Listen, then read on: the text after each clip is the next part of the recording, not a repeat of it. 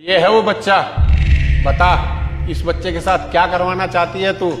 बाबा, मैं बस इतना चाहती हूँ कि हॉस्पिटल ही ना इस बच्चे का घर बन जाए और इसके माँ बाप इसका कितना भी इलाज कराते रहें, ये बच्चा ना ठीक ही ना हो। ठीक है, वो तो मैं सब कर दूंगा। तंत्र मंत्र विद्या करनी पड़ेगी, इसके लिए कुछ खर्च मिलेगा। और हाँ, वो लड़की कौन है तुम्हारे साथ? ये मेरे पति की कलीग है। वो ऐसे में आना में थोड़ा डर लगता है ना, इसलिए साथ में ले आई थी। आप जो भी खर्चा बताओगे ना, मैं सारा खर्चा करने के लिए तैयार हूँ। बस ये बच्चा ना ठीक नहीं रहना चाहिए। ठीक है, वो मैं सब कर दूंगा। ऐसा है, 2-4 फोटो और मिल जाएगी इस बच्चे की। 2-4 क्या, 4-5 फोटो लो। इसकी माँ ना रोज स्टेटस लगाती रहती है। वो स्टेटस देख देख के तो मेरा खून जलता है कि ये बच्चा इतना सुंदर और इतना अच्छा क्यों है। इसका कुछ ऐसा कर दो कि इसकी माँ ना कभी स्टेटस लगाने लायक ही ना रहे। कल ही मैं ला के दे दूंगी आपको और फोटो। आऊंगी ना तो निकलवाती हुई आऊंगी, ठीक है? तुम्हारा काम हो जाएगा। और हाँ, मैं तुम्हें कुछ ताबीज दूंगा, उनके मकान के पास उन्हें गाड़ देना। फिर देखना इस बच्चे की हालत। ये ना हमेशा के लिए बस अस्पताल में ही पड़ा हुआ मिलेगा। ठीक है बाबा, मैं ताबीज इसके घर के आसपास दबा दूंगी। कल आ जाना बेटा इसी टाइम। और हाँ, पैसे लाना ना भूलना। जी बाबा। चलो। मैम, ऐसा भी क्या जरूरी हो गया जो आपको इन बाबा के पास आना पड़ा? अरे वो नजर का तावीज लेना था। सर में आजकल बहुत दर्द रहता है, नजर ही इतनी लगती है। चलो। Hello sir. हाँ सरीना, बोलो। सर एक्चुअली मुझे ना आपको एक बात बतानी है। आज सुबह मैम ना मुझे अपने साथ वो पुराना महाकाल मंदिर है ना, उसके पीछे जो खंडर है वहाँ लेके गई थी। वो कह रही थी कि उनको कुछ ताबीज़ चाहिए। वो किसी बाबा से मिलने गई थी वहाँ पे, और मैं ज़्यादा कुछ सुन नहीं पाई क्योंकि मैं काफ़ी दूर खड़ी थी और मैम ना थोड़ी घबराई हुई भी थी। मुझे लगा कि मुझे आपको बताना चाहिए, इसलिए मैंने आपको फ़ोन करके बता दिया। ठीक है, मैं बात करता हूँ उससे, मैं मिलता हूँ। कहाँ हो तुम वैसे? सर मैं तो ऑफिस के नीचे हूँ। ठीक है।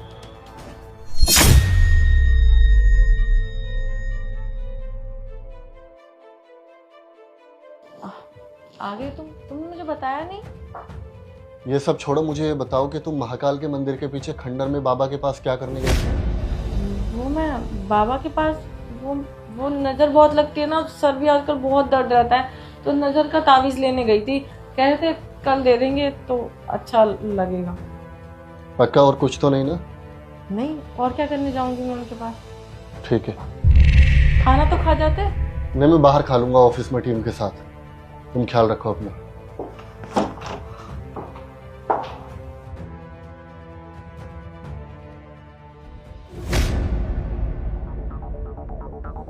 हेलो सरीना, कहाँ हो तुम? सर मैं यही हूँ, ऑफिस के बाहर। मैं ऑफिस के नीचे हूँ, 2 मिनट के लिए नीचे आओ। हाँ जी सर। हाँ सरीना, मेरी ना सताक्षी से बात हुई। उसने कहा कि वो नजर का तावीज लेने गई थी। सर अगर वो ताबीज़ लेने गई तो इतना घबराई क्यों थी वो वहाँ पे? राइट, यही चीज मेरे माइंड में आई। क्या तुम उस जगह को जानते हो? मुझे दिखा सकते हो? हाँ जी सर, मैं जानती हूँ। चलो मेरे साथ।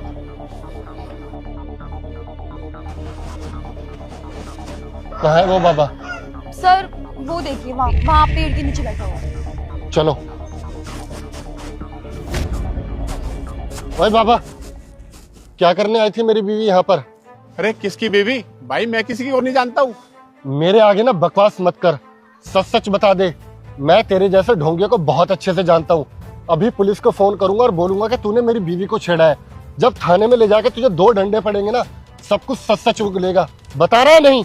अरे नहीं, मैंने तुम्हारी बीवी को नहीं छेड़ा। ये क्या कह रहे हो? वो मैडम ना मेरे पास ना एक बच्चे पे जादू टोना करवाने के लिए आई थी और कह रही थी कि इस बच्चे को इतना बीमार कर दो ताकि ये अस्पताल में ही मर जाए। और हाँ, ये रही उस बच्चे की तस्वीर। ये तो शेव का बेटा है। ये शर्म आनी चाहिए। और तेरी क्या औकात है? तू किसी बच्चे की कैसे जान ले सकता है? जीवन देने का और जीवन लेने का हक सिर्फ ऊपर वाले को है, तू जैसे ढोंगी को नहीं। समझ आया? सर आपने इसकी पुलिस कंप्लेंट कर ही दीजिए।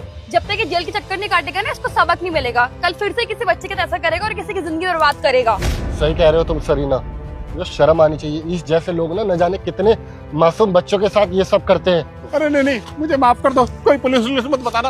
ऐसा ना, मैं कुछ नहीं करूंगा। माफ करो मुझे। रुक रुक। ये बाबा तो भाग गया। लेकिन मेरी बीवी इतनी भी गिर सकती है मैंने कभी सोचा भी नहीं था। उसकी अकल पे पर्दे पड़ गए हैं। देखो क्या करने चली थी, पता नहीं क्यों किसी मासूम बच्चे की जान लेने पे उतारू हो गई। चलो इसको तो मैं बताऊंगा घर जाके।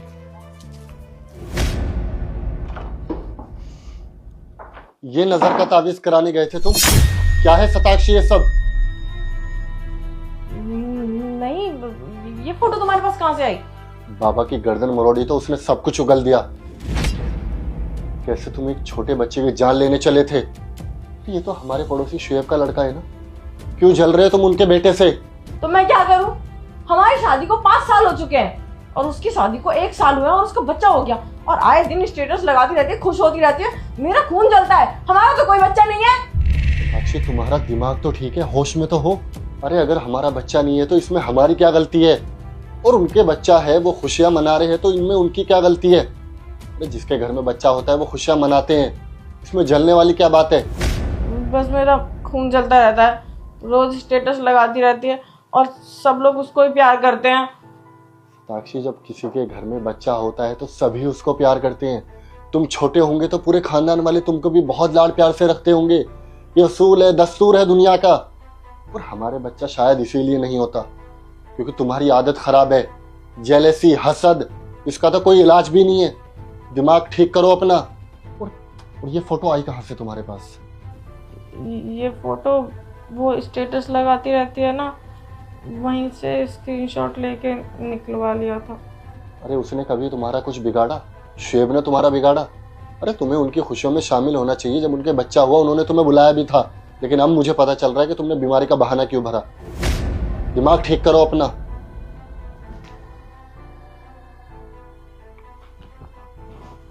हेलो शुएब, फ्री है तो कुछ काम है, 5 मिनट के लिए घर पे आना। ठीक है।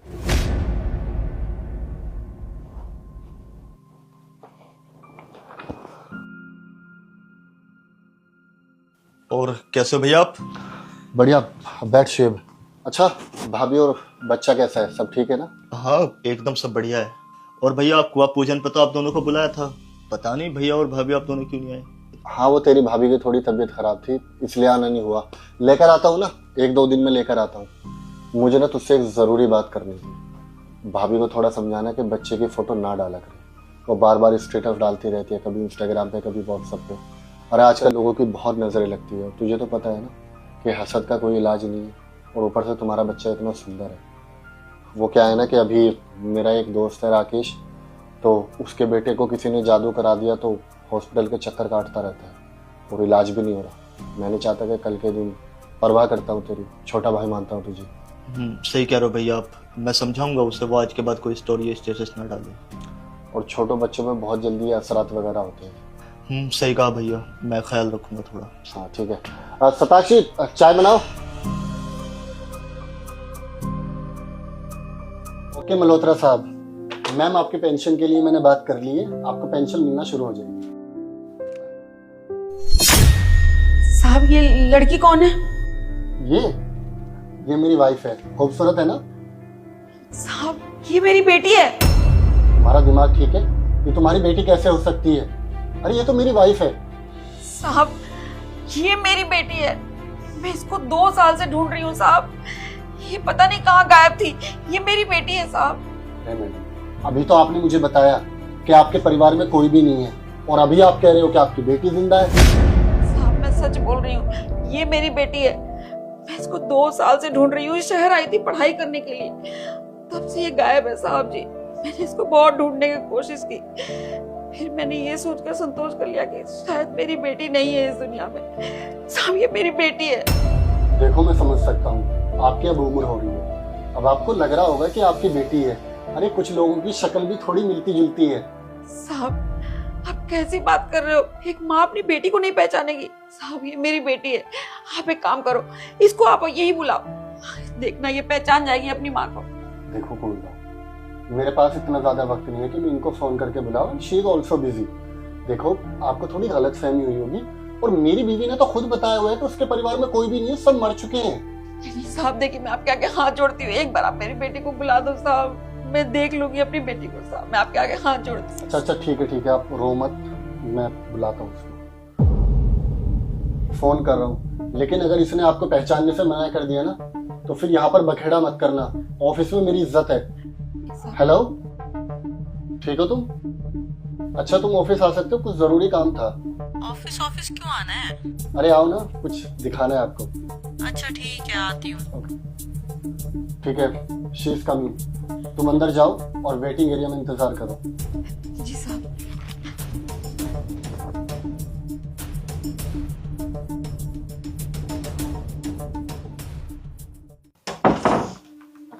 हाँ सैम, तुमने मुझे बुलाया? हाँ सताक्षी, मैंने बुलाया। वो क्या है ना कि मुझे पर्सनली तुम्हारे बारे में कुछ जानना था। बताओ क्या जानना है? सब कुछ तो जानते हो तुम मेरे बारे में, 1 साल हो गए हमारी शादी को। तुम्हारी माँ के बारे में जानना है। तुम्हारी माँ कहाँ है? क्या पूछ रहे हो तुम? मेरी माँ नहीं है। बचपन में ही मेरे मम्मी पापा का एक्सीडेंट हो गया था, बताया तो था तुम्हें मैंने। वाह बेटी, बहुत बढ़िया। अपनी माँ को जीते जी मार दिया।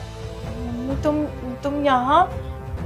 अरे क्या गलती थी मेरी? मेरी ये गलती थी कि मैंने तुझ पे विश्वास किया, तुझे शहर पढ़ाई करने के लिए भेजा था ताकि तू पढ़ लिख कर अपने पैरों पर खड़ी हो सके, अपनी जिंदगी में कुछ अच्छा कर सके, अच्छे से कमा खा सके। और तूने अपनी माँ को धोखा दिया। अपनी माँ के लिए तूने बोल दिया कि वो मर गई है। तुझे जरा से भी शर्म नहीं आई होगी ना? अरे मैंने तुझे कहाँ कहाँ नहीं ढूंढा। मैं 2 साल से पागलों की तरह हर शहर हर गांव में ढूंढ रही हूँ। मेरी बेटी पढ़ाई करने गई थी पर पता नहीं कहाँ चली गई, और तू यहाँ पर शादी करके बैठ गई और मुझे बताना जरूरी भी नहीं समझा। मम्मी मुझे माफ कर दो, आपकी कोई गलती नहीं थी, गलती मेरी थी। मैं शहर आई थी पढ़ाई करने, यहाँ पे मेरे दोस्तों ने मुझे भड़का दिया कि अब तू अच्छा पढ़ लिख गई है, और मेरी जॉब भी लग गई थी तब तक। उन्होंने बोला गांव जाएगी उन गवार माँ के पास, क्या ही लेवल बचेगा तेरा गांव जाके। और तब तक मुझे सैम से प्यार हो चुका था और सैम ने मुझे प्रपोज करा तो मैंने इसको हाँ कर दी। मुझे लगा अगर मैं इसको बताऊंगी तो ये मुझे एक्सेप्ट नहीं करेगा। प्लीज मुझे माफ कर दो। क्या कहा तुमने? तुम्हारी फैमिली अगर गरीब होगी तो मैं तुम्हें एक्सेप्ट नहीं करूंगा। अरे मैंने कौन सा दहेज मांगा था तुमसे या पैसा मांगा था? मैं तो ऑलरेडी लाइफ में अच्छा कर रहा था। तुमने ना झूठ बोलकर अच्छा नहीं किया, और मुझसे ज्यादा झूठ तुमने अपनी माँ से बोला। अरे जिन्होंने तुम्हारे लिए इतना सब कुछ किया, तुम्हें पाल पोस कर इस काबिल कर दिया, तुमने उनको ही मृत घोषित कर दिया। कैसी औलाद हो तुम? शर्म आनी चाहिए। आज तुम्हारी माँ की ये हालत हो चुकी है, पेंशन के लिए धक्के खा रहे हैं वो। मम्मी मुझे माफ कर दो, मुझसे बहुत बड़ी गलती हो गई है। मुझे अपनी गलती का एहसास है। मैं आगे से कभी ऐसा नहीं करूंगी ना। तुझे माफ कर दो। तू जैसी लड़की को तो मैं जिंदगी में कभी माफ नहीं कर सकती। अरे मैं लोगों के जूठे बर्तन मांजती रही, मैं घर में लोगों के काम करती रही, इसलिए ताकि मेरी बेटी पढ़ लिख कर ना कुछ काबिल बन सके और मेरे बुढ़ापे का सहारा बन सके। पर तूने क्या किया?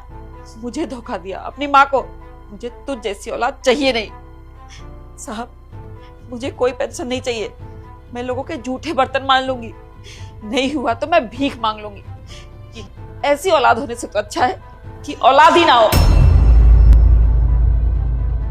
मम्मी रुको तो सही। सताक्षी सुनो, अगर आज तुम्हारी माँ इस घर में वापस नहीं आई ना और तुम्हें माफ नहीं किया तो इस घर के दरवाजे भी तुम्हारे लिए हमेशा के लिए बंद हो जाएंगे। जाओ और माफी मांगो उनसे।